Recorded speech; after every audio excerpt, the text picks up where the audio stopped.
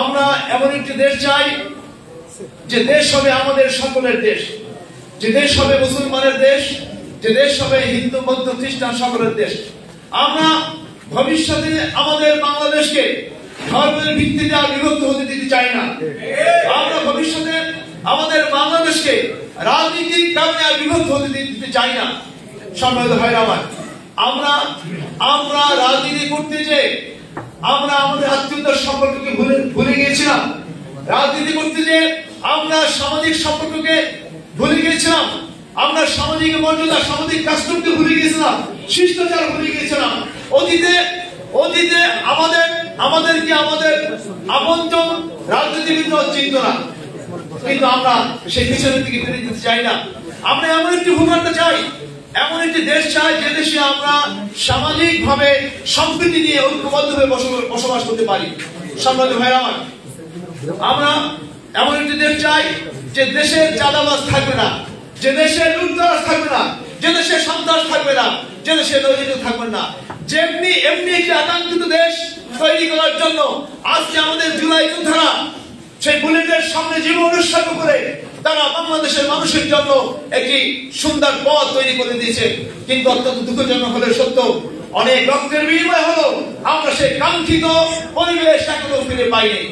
আমাদের সন্তানেরা জীবন দিয়েছিল এই কারণে, যাতে করে ভবিষ্যতে বাংলাদেশে আর কখনো কোনোদিন কোনো স্বৈরতন্ত্র প্রতিষ্ঠিত হতে না পারে। আমাদের সন্তানেরা জীবন দিয়েছিল যাতে বাংলাদেশে হত্যা, লুণ্ঠন, রাহাজানি, ধর্ষণ, অনাচার, দুরাচার, লুটপাট, চাঁদাবাজি না থাকে। আমাদের সন্তানেরা জীবন দিয়েছিল যাতে করে বাংলাদেশে বৈষম্যর আর স্থান না হয়।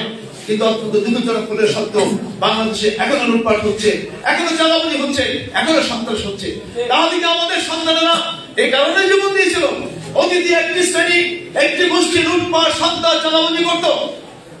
এখন সেই জায়গায় জীবন দিয়ে, রক্ত দিয়ে সেই গোষ্ঠীকে সরিয়ে দিলাম। আরেকটি গোষ্ঠী এসে আগের মতো আগের স্টাইলে লুটপাট, চাঁদাবাজি করবে। এই কারণে কি আমাদের সন্তানেরা জীবন দিয়েছিল? নিশ্চয়ই এই কারণে আমাদের সন্তানেরা জীবন দেয়নি। সুতরাং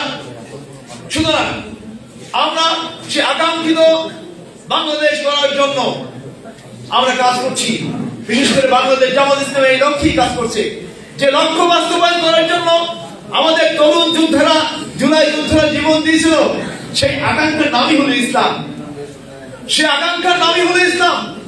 ওরা হয়তো মনে করছে সন্ত্রাস, নৈরাজ্য দূর করার জন্য তারা আন্দোলন করছে, কিন্তু পৃথিবীতে ইসলাম এসেছিল পৃথিবী থেকে অন্যায়, অত্যাচার, নির্যাতন, নিপীড়ন দূর করে ন্যায় এবং ইনসাফ ভিত্তিক সমাজ প্রতিষ্ঠা করার জন্যই তো পৃথিবীতে ইসলাম এসেছিল। সুতরাং সেই লক্ষ্য বাস্তবায়ন করার জন্য বাংলাদেশের হাজার হাজার ইসলামী আন্দোলনে বাংলাদেশ জামাত ইসলাম, ইসলামী ছাত্র শিবিরের নেতা কর্মীরা জীবন উৎসর্গ করেছে।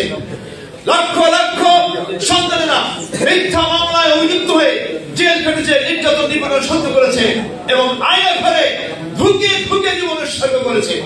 এবং সেই লক্ষ্য বাস্তবায়ন করার জন্য আমাদের প্রাণ প্রিয় নেতৃবৃন্দ স্বৈরাচারের সাথে আপোষ না করে হাসতে হাসতে ফাঁসির মঞ্চে জীবন উৎসর্গ করেছে। কিন্তু তার সেই শক্তির কাছে মাথা নত করেনি, তারা স্বৈরাচারকে মাথা নত করেনি। সুতরাং আমরা আমাদের সন্তানদের রক্তের ঋণ পরিশোধ করতে চাই, আমাদের নেতৃবৃন্দের রক্তের ঋণ পরিশোধ করতে চাই। আমরা যদি যে লক্ষ্য বাস্তবায়ন করার জন্য তারা জীবন উৎসর্গ করেছে সেই লক্ষ্য বাস্তবায়ন করতে পারি, তাহলে আমাদের প্রাণপ্রিয় শহীদের রক্তের বন্যা এবং শহীদের রক্তের ঋণ আমরা শোধ করতে পারবো। সুতরাং সেই ঋণ পরিশোধ করার জন্য, সেই লক্ষ্য বাস্তবায়ন করার জন্য আগামী দিনের নির্বাচনের মাধ্যমে ইসলামকে বিজয়ী শক্তি হিসেবে রাষ্ট্র ক্ষমতায় প্রতিষ্ঠিত করতে পারলে সেটা করা সম্ভব, অন্যথায় এটা বাস্তবায়ন করা সম্ভব না।